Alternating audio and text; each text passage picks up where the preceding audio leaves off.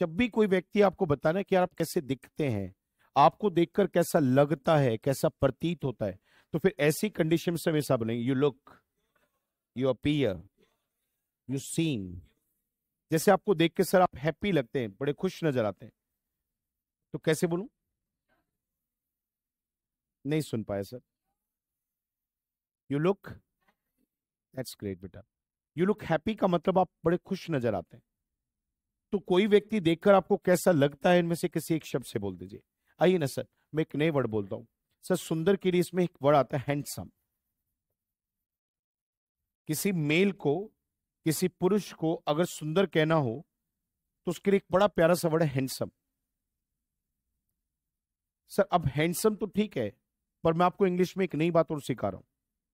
जब हम अपने ऊपर, शरीर के ऊपर आने वाली किसी पोशाक को दिखाते हैं, तो उसके लिए हम क्या करेंगे सर?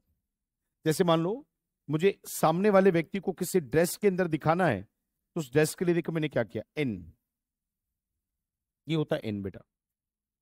ध्यान से देखिए, इन क्यों? इस समय मैं इन कपड़ों से कवर्ड हूं, यस और नो? तो मैं यहां पे इन जैसा शब्द लेके आ सकता हूं सर। इन जैसे शब्द से मैं इस बात को बता सकता हूं। देखिए, जैसे मैंने बोला इन माय, या इन अ ब्लैक ड्रेस।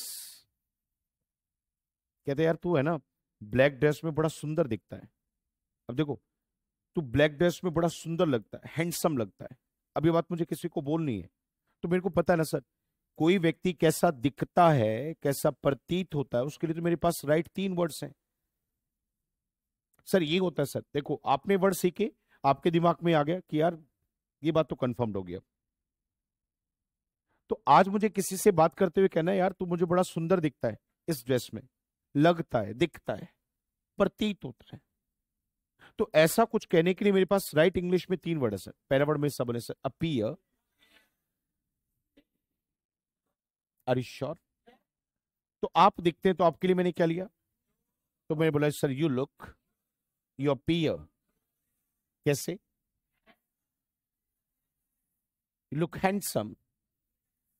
स्पीकिंग में ये ज्यादा बोलता बेटा, you look handsome in. Sir किसी को देख के लग रहा है वो कंफ्यूज्ड है, क्या लग रहा है? मैंने कहा भाई साहब आप बड़े कंफ्यूज नजर आ रहे हैं। कोई नहीं मेरे साथ बोले, यू लुक कंफ्यूज्ड। इस समय के बोलते सर राइट नाउ। मैं एक छोटा सा और प्रैक्टिस करवाना एक शब्द का, मेरे साथ बोले sir right now, at present, now.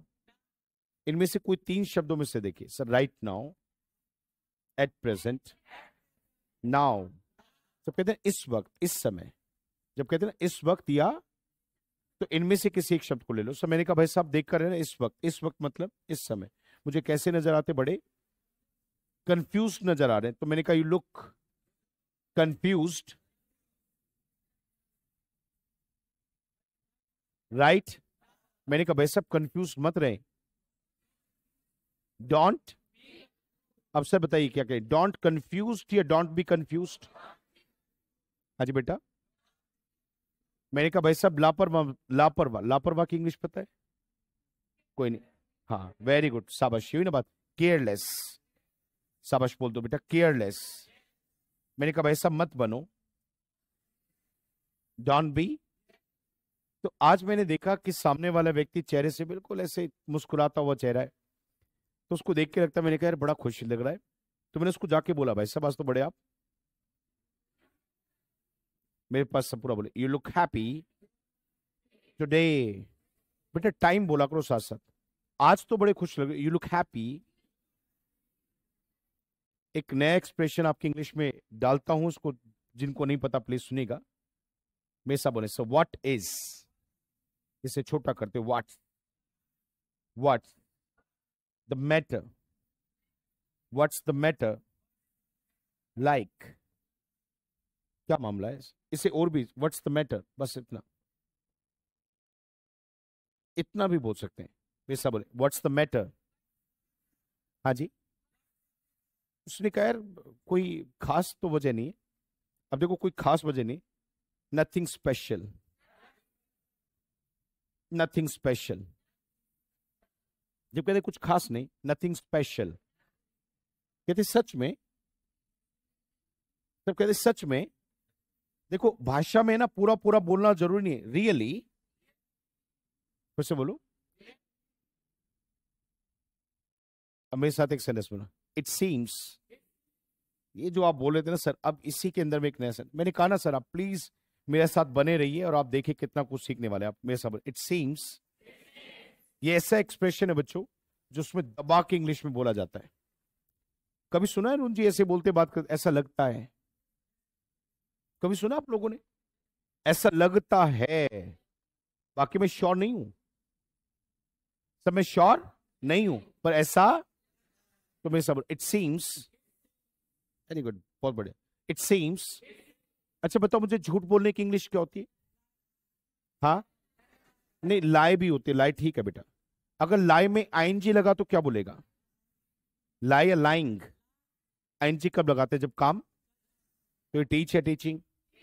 आप सब क्या है, स्टडी या स्टडिंग? इंग्लिश को लर्न या लर्निंग? दैट्स ग्रेट, बहुत बड़े शाबाश। ऐसे झूठ बोले तो लाइंग। इट सीम्स, अब देखना, it seems that you are lying. ऐसा लगता है भाई साहब आप झूठ बोल रहे हैं। फिर से ऐसा लगता है कि भाई साहब झूठ बोल। It seems that you are, होता ना कई बार, बोले भाई साहब एक्चुअल में कल तो मुझे ना बड़ा फीवर रहा जी 2-4-5 दिन से। मैंने कहा यार इसको फीवर कहां से लग रहा है यार? मैंने कहा मुझे ऐसा क्यों लग रहा है कि भाई साहब आप है ना बहाने बना रहे हो। सब बहाने बनाना क्या होता है? यस, बहुत बढ़िया। मेरे साहब बोला सब मेक एक्सक्यूजेस। ग्रेट बेटा, फिर साहब मेक, तब मैं आपको मौका दूं और आप उस मौके का फायदा उठाएं। मेक द मोस्ट ऑफ, किसी भी चीज का फायदा उठाना बेटा इंग्लिश में मेक द मोस्ट ऑफ होता है। Make the most of. मैं अपनी बात पे आ रहा हूं सर, एक नई बात इंग्लिश में लेके आ रहा हूं और इसको प्लीज आप ध्यान से देखना sir. Should I? Here we go, here we go. चलो चलो शुरू करते हैं। अनीश सुना मैंने क्या बोला बेटा? चलो। जब भी किसी को कहते चलो शुरू करते, इंग्लिश क्या बोलेगी बेटा? Here we. बहुत पढ़े सर। अब मैंने कहा भाई साहब देखो बहाने बनाने की अभी इंग्लिश आपको याद करवाई थी, बताने एक बार क्या थी? मेक। कोई नहीं बेटा, एक बार दोबारा से दिमाग पे हिट करो, मेक। देखो सर क्लास में अलर्ट हो जाओ बेटा, बी अलर्ट। अब देखिए मैंने अलर्ट से पहले बी क्यों बोला? क्योंकि अलर्ट कोई काम, तो मैंने कहा सर वर्ब लगा दो अलग से, पूरा बोले सर अलर्ट हो जाइए सर। हाँ जी, अब मुझे दिखते हैं। You seem alert, you look alert, you appear alert. मैंने कहा भाई सब ध्यान से सुनिए, बी अटेंटिव। इससे पहले वाली क्लास में वर्ड बताया था आपको, सब जब पूरा ध्यान सजगता से किसी चीज को सुनते या देखते हैं तो उसे अटेंटिव कहते हैं। यस सुनो, मैंने कहा भाई साहब अटेंटिव हो जाइए। बी, मैंने कहा भाई साहब आप अटेंटिव दिखते हैं। You look, you appear, you seem, are you sure बेटा?